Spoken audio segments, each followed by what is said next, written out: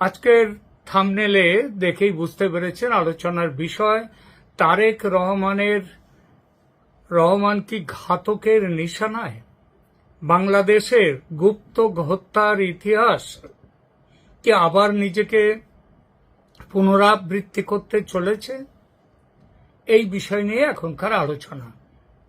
বাংলাদেশের রাজনীতিতে একটি কথা বারবার শোনা যায়, এই দেশে ক্ষমতার সবচেয়ে বিপজ্জনক জায়গা হচ্ছে ক্ষমতার শীর্ষে থাকা।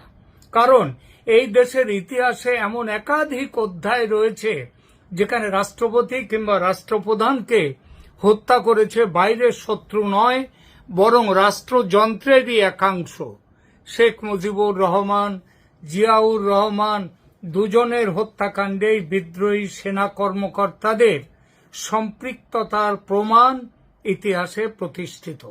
আজ আবার নতুন করে একটি প্রশ্ন উঠছে, বাংলাদেশের বর্তমান প্রধানমন্ত্রী তারেক রহমান কি সেই একই ধরনের বিপদের মুখে? সম্প্রতি এক প্রাক্তন সেনা কর্মকর্তা, যিনি অতীতে জিয়াউর রহমানের খুবই ঘনিষ্ঠ ছিলেন বলে পরিচিত, তিনি দাবি করেছেন যে তিনি একসময় জিয়াউর রহমানকে ঢাকার বাইরে রাত্রি যাপন না করার পরামর্শ দিয়েছিলেন। জিয়া সেই পরামর্শ শোনেননি, পরে চট্টগ্রাম সার্কিট হাউসে তিনি নিহত হন।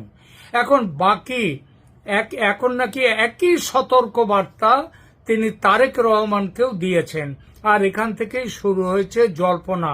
এটা কি শুধু একজন প্রবীণ সেনা কর্মকর্তার ব্যক্তিগত আশঙ্কা, নাকি এর পেছনে রয়েছে এমন কিছু তথ্য যা এখনো সাধারণ মানুষের সামনে আসেনি, পর্দার আড়ালে আছে, কিন্তু পর্দার আড়াল থেকে যে কোনো দিন তার প্রকাশ ঘটে যাবে সামনে?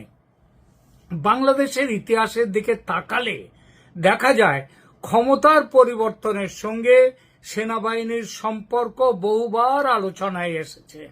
1975 সালের 15ই আগস্ট জাতির জনক শেখ মুজিবুর রহমান নিহত। একের পর এক পাল্টা অভ্যুত্থান এরপরে ঘটেছে। 1981 সালে নিহত হয়েছেন রাষ্ট্রপতি জিয়াউর রহমান। 1975 সালের এর মধ্যে আবার 1975 সালের 3রা নভেম্বর মধ্যরাতে ঢাকা কেন্দ্রীয় কারাগারে বন্দী অবস্থায় বাংলাদেশের মুক্তিযুদ্ধের 4 শীর্ষ নেতাকে নির্মমভাবে হত্যা করার এক কলঙ্কজনক ঘটনাটি ঘটে, যার নাম বাংলাদেশের ইতিহাসে জেল হত্যাকাণ্ড নামে কুখ্যাত। বঙ্গবন্ধু শেখ মুজিবুর রহমানকে সপরিবারে হত্যার মাত্র 2.5 মাসের মাথায় তৎকালীন স্বঘোষিত রাষ্ট্রপতির নির্দেশে বিপথগামী কিছু সেনা সদস্য এই নারকীয় হত্যাকাণ্ড চালায়। এই হত্যাকাণ্ডে নিহত হয়েছিলেন 4 জাতীয় নেতা যারা ক্ষমতার শীর্ষে ছিলেন। সৈয়দ নজরুল ইসলাম, মুজিবনগর সরকারের উপরাষ্ট্রপতি, এবং সৈয়দ নজরুল ইসলাম তিনি হচ্ছেন মুজিবনগর সরকারের উপরাষ্ট্রপতি এবং মুক্তিযুদ্ধের সময় অস্থায়ী রাষ্ট্রপতি তিনি ছিলেন। তাজউদ্দিন আহমেদ মুজিবনগর সরকারের প্রধানমন্ত্রী, ক্যাপ্টেন এম মনসুর আলী মুজিবনগর সরকারের অর্থমন্ত্রী ছিলেন এবং পরবর্তীতে বাংলাদেশের প্রধানমন্ত্রী। এইচ.এম. কামরুজ্জামান তিনি মুজিবনগর সরকারের স্বরাষ্ট্র, ত্রাণ ও পুনর্বাসন মন্ত্রী ছিলেন। এই 4 হত্যাকাণ্ডের মূল উদ্দেশ্য ছিল সদ্য স্বাধীন বাংলাদেশকে নেতৃত্বহীন করা ও মুক্তিযুদ্ধের চেতনা থেকে বিচ্যুত করা। কারা করেছিল পাকিস্তানপন্থী যারা মুক্তিযুদ্ধের বিরোধী ছিল, সেই শক্তিরা। ঐতিহাসিক এই দিনটিকে বাংলাদেশে প্রতি বছর জেল হত্যা দিবস হিসেবে পালন করা হতো, কিন্তু 24 জুলাই অভ্যুত্থানের পর সেদিনটি ভুলিয়ে দেয়া হয়েছে বাংলাদেশের মানুষকে। ইতিহাসের এই ঘটনাগুলি বাংলাদেশের রাষ্ট্র ব্যবস্থাকে দীর্ঘদিন প্রভাবিত করেছে। এই কারণেই যখন কোনো প্রাক্তন সামরিক কর্মকর্তা সম্ভাব্য নিরাপত্তা ঝুঁকির কথা বলেন, তখন স্বাভাবিকভাবেই মানুষের আগ্রহ তৈরি হয়। কিন্তু এখানে একটি গুরুত্বপূর্ণ প্রশ্ন আছে, কোন সংবাদ মাধ্যম, আন্তর্জাতিক সংবাদ মাধ্যম কে কি বলছে না বলছে এখানে কিচ্ছু যায় আসে না। কারণ আগেই বলেছি, ঘটনা থাকে প্রথমে পর্দার আড়ালে। কার্পেটের নিচে থাকে, একসময় কার্পেট থেকে বেরিয়ে আসে, পর্দার আড়াল ছেলে বেরিয়ে আসে। তার মানে এই নয় যে পর্দার আড়ালে আছে বলে কোনো কিছু হচ্ছে না, তা নয়, তা হচ্ছে। এই এত আশঙ্কা কেন? এর একটা কারণ বাংলাদেশের রাজনৈতিক ইতিহাস। যে দেশে অতীতে ক্ষমতার কেন্দ্রকে লক্ষ্য করে সহিংসতা ঘটেছে বারবার, সেখানে নিরাপত্তা নিয়ে অতিরিক্ত সতর্কতা অস্বাভাবিক নয়। এই যে 24শে জুলাই অভ্যুত্থানে যে শেখ হাসিনাকে ওখান থেকে চলে আসতে হলো, তিনি চলে না এলেও মৃত্যু তার ক্ষেত্রেও অবধারিত ছিল। তবে একটি এখানে গুরুত্বপূর্ণ আরেকটি বিষয় আছে।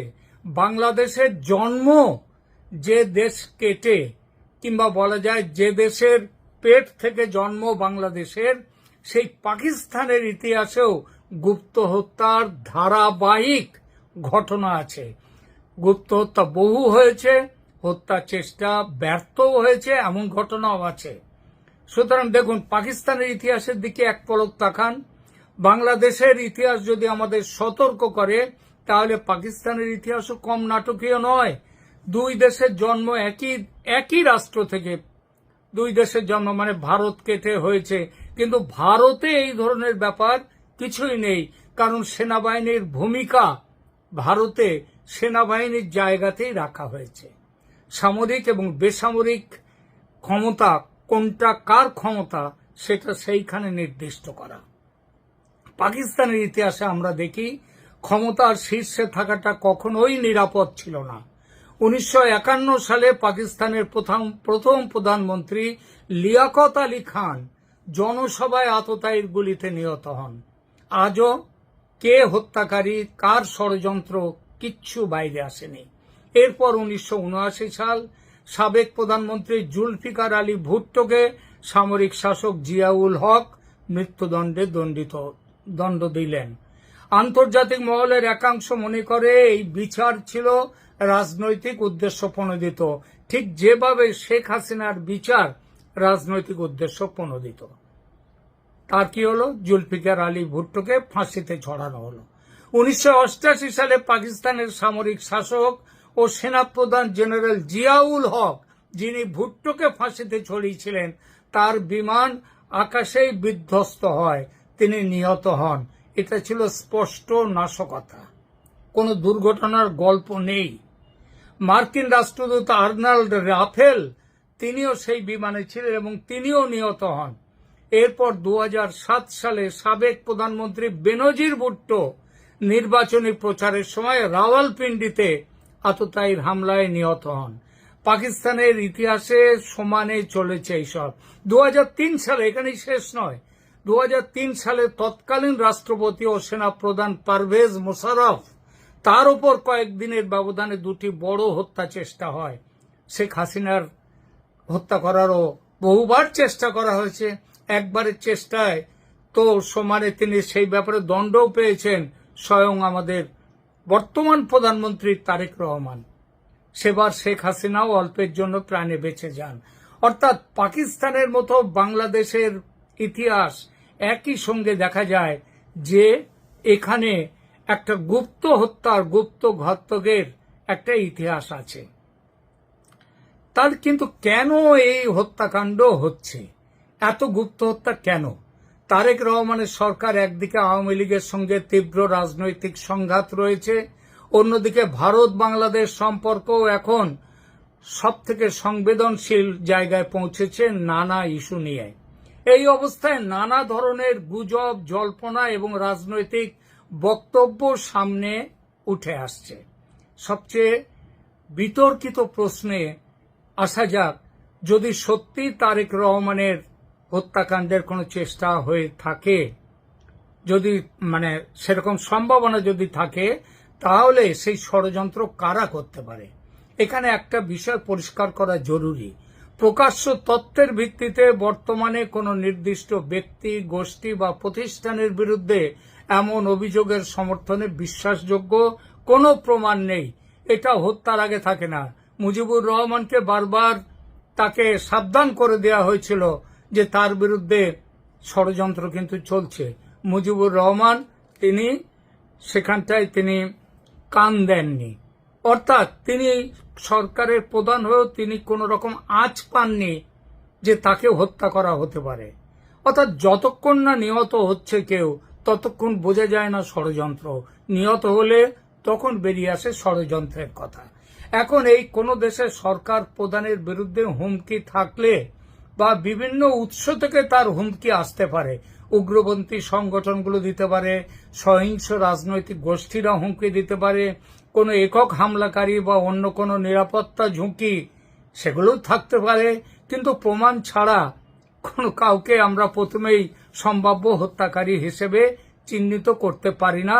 কিন্তু এটা ঠিক, বাংলাদেশের যা ইতিহাস, যা পরম্পরা, সেখানে তারেক রহমান এবং তারেক রহমানের বিরুদ্ধে এখন যদিও তিনি নিজে বাঁচবার জন্য চীন এবং পাকিস্তানের সাথে খুব ভালো সম্পর্ক তৈরি করছেন, কিন্তু তিনি বাঁচতে পারবেন বলে অনেকেই মনে করছে না, যার জন্যই তাকে নিষেধ করা হয়েছে যে তিনি যেন ঢাকার বাইরে রাত্রি না কাটান।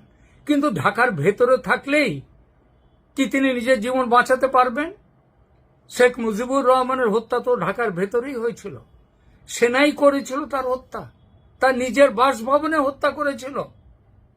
সুতরাং ঢাকার বাইরে গেলে, হ্যাঁ, ঢাকার বাইরে গেলে যে বাঁচবেন এমন কথা নেই, কিন্তু ঢাকার ভেতরে থাকলে অন্তত যে বাইরে গেলে যতটা আশঙ্কা থাকে সেই আশঙ্কার পরিমাণটা হয়তো কিছুটা কমে। এর মধ্যে সামাজিক মাধ্যমে কারা হত্যা করতে পারে এই নিয়ে অনেক কথা ঘুরছে, অনেক কথা সামাজিক মাধ্যমে ঘুরছে। কেউ বলছেন এটাকে পাকিস্তান তাকে হত্যা করতে পারে। কারণটা কি?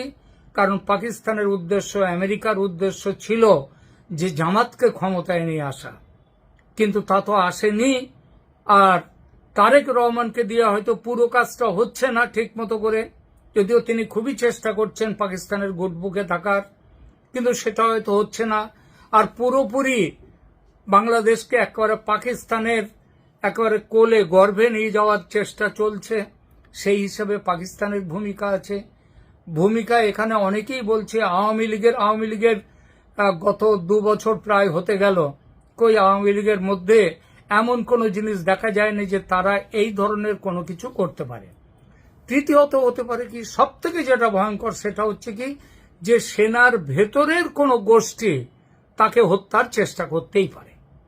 বাংলাদেশ সেনার ভেতরে অনেক রকম গোষ্ঠী আছে, এখানে পাকিস্তানপন্থী গোষ্ঠী আছে, উগ্রপন্থীরা আছে, আবার অল্প স্বল্প হলেও ভারতপন্থী গোষ্ঠী আছে, আবার আরো অল্প স্বল্প হলেও তাদের সঙ্গে আছে আওয়ামী লীগপন্থী গোষ্ঠী। তো এরা সব মিলে এরা যে কেউ আবার গোষ্ঠীর বাইরে ব্যক্তিগত ইচ্ছা থেকে সেখান থেকেও করতে পারে। দেখুন, ইসলামের সব থেকে ওপরে 4 জন খলিফা তারা নিহত হয়েছিলেন এবং সেই নিহত হওয়ার পেছনে যে সব সময় যে কোনো গোষ্ঠীর হাত ছিল তা না,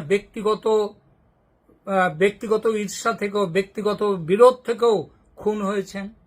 এবং তাছাড়া তাদের ইসলামের পন্থা নিয়ে, পথ নিয়ে বিরোধের জন্য কারা খুন হয়েছেন? খলিফারা। সুতরাং ইসলামের মধ্যে যে কোনো কারণেই হোক হত্যা এবং মৃত্যু, গুপ্তঘাতক, এগুলো যেন জড়িয়ে রয়েছে তার ইতিহাসের মধ্যে। সেই ইতিহাস থেকে বেরিয়ে আসতে পারছে না কোনো মুসলিম দেশের নেতৃত্ব, কেউ বেরিয়ে আসতে পারছেন না। পাকিস্তান বেরিয়ে আসতে পারছে না, এমনকি বাংলাদেশও বেরিয়ে আসতে পারছে না। এর মধ্যে আরেকটি সম্পৃক্ততা, কার ভূমিকা আছে বলে সেটা কথা চলছে। কার ভূমিকা? সেটা হচ্ছে ভারতের ভূমিকা আছে কিনা।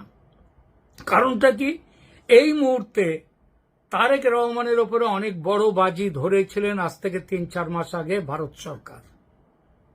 তাকে লন্ডন থেকে নিয়ে আসার জন্য ইলেকশন করা, যে মোহাম্মদ ইউনূস তো ইলেকশন করতে চাননি, 5 বছর ক্ষমতায় থাকার প্ল্যান ছিল তার, কিন্তু তা সত্ত্বেও আমেরিকা এবং ভারতের যৌথ চাপে ইলেকশন ডাকতে হয়েছিল।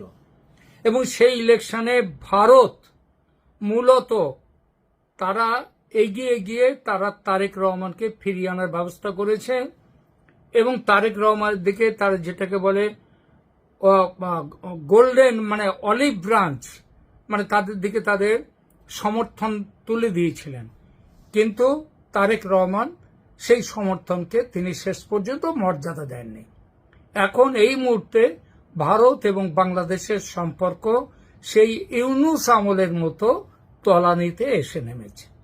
এই পরিস্থিতিতে অনেকেই যেমনভাবে স্বাভাবিক যেটা বাংলাদেশের পক্ষে তারা বলছে যে এই তারেক রহমানকে হত্যার পরিকল্পনায় ভারত থাকতে পারে।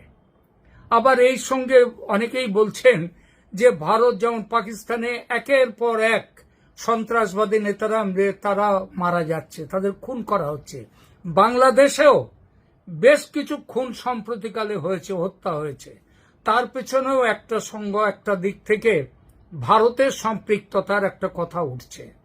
কারণ অজিত ডোভালের এই ব্যাপারে অনেক সুনাম বা দুর্নাম সেগুলো রটছে। সুতরাং বাংলাদেশের এই তারেক রহমান হত্যার মানে আশঙ্কার পেছনে ভারতের ভূমিকার কথা অনেকে বলতেই পারে, কিন্তু ভারতের আবার বলি, ভারতের বিরুদ্ধে এই ধরনের কোনো ষড়যন্ত্রের কথা কোনো প্রমাণিত নয় সেটা। তবে একটা জিনিস তো বলাই যায়, সর্বোচ্চ দপ্তরে সর্বোচ্চ স্তরে তার শত্রুকে হত্যা করা কিংবা রাজনৈতিক কারণে কাউকে হত্যা করা তার বহু প্রমাণ ইতিহাসে ঘটে গেছে। লাল বাহাদুর শাস্ত্রীকে নিয়ে যাওয়া হয়েছিল তাশখন্দে 1965 ভারত পাকিস্তান যুদ্ধের পর। তারপর যে পরিস্থিতিতে তাকে পাওয়া গিয়েছিল, তার মৃত্যু ঘটেছিল, সেই মৃত্যুর কোনো পোস্টমর্টেম ময়না তদন্ত আজ পর্যন্ত হয়নি। এখন অবশ্য হওয়ার কোনো প্রশ্নই নেই, কিন্তু তাশখন্দ ফাইল সেখানে দেখানো হয়েছে, সেখানে পরিষ্কার বলা হয়েছে এই হত্যাকাণ্ডের পেছনে আর সোভিয়েত রাশিয়ার কি ভূমিকা থাকতে পারে বা কি ভূমিকা ছিল। এরকম বহু হত্যাকাণ্ড ঘটেছে আমাদের দেশে এবং বিদেশে সর্বত্র। সুতরাং রাজনৈতিক কারণে তারেক রহমানকে কোনো বিদেশি শক্তি যে হত্যা করতে পারে না এমন ঘটনা নয়। যদিও বাংলাদেশের ইতিহাসে শেখ মুজিবুর রহমানকে যারা হত্যা করেছিল তাদের কি আপনারা মনে করেন তারা সব দেশের ভেতর থেকে তারা তাদের নিজেদের ইচ্ছায় করতে গিয়েছিল হত্যা? একদমই নয়। তারা একটা আন্তর্জাতিক ষড়যন্ত্র, পাকিস্তানের ষড়যন্ত্র, তার ঘুঁটি হিসেবে, হত্যাকারী হিসেবে তারা গিয়েছিল। একই অবস্থা জেল হত্যাকাণ্ড তো ঘটেছিল। সুতরাং তারেক রহমানের হত্যার ঝুঁকি, কিন্তু যে আশঙ্কার কথা বলা হয়েছে সেটা মিথ্যা নাও হতে পারে। কারণ বাংলাদেশ, পাকিস্তান তাদের ইতিহাস এর পক্ষেই সমর্থন দেয়। দেখা যাক ভবিষ্যতে কি আছে বাংলাদেশের কপালে, কি আছে তারেক রহমানের কপালে। তবে একটা জিনিস কিন্তু মনে রাখতে হবে, শেখ হাসিনা বলেছেন ডিসেম্বরের মধ্যেই, আমি আবার বলছি ডিসেম্বর নয়, তিনি অক্টোবর নভেম্বরের মধ্যেই তিনি দেশে ফিরবেন। এ ব্যাপারে আমেরিকা এবং ভারতের মধ্যে একটা সমঝোতা হয়ে গেছে। এই সমঝোতার প্রেক্ষিতে আবার কোন রাজনৈতিক ডামাডোল যদি বাংলাদেশে করবার ইচ্ছা কারো থাকে, সেটাকে একেবারে উড়িয়ে দেওয়া যায় না। এখনকার মতো এখানেই রাখছি। ভালো থাকবেন, ধন্যবাদ।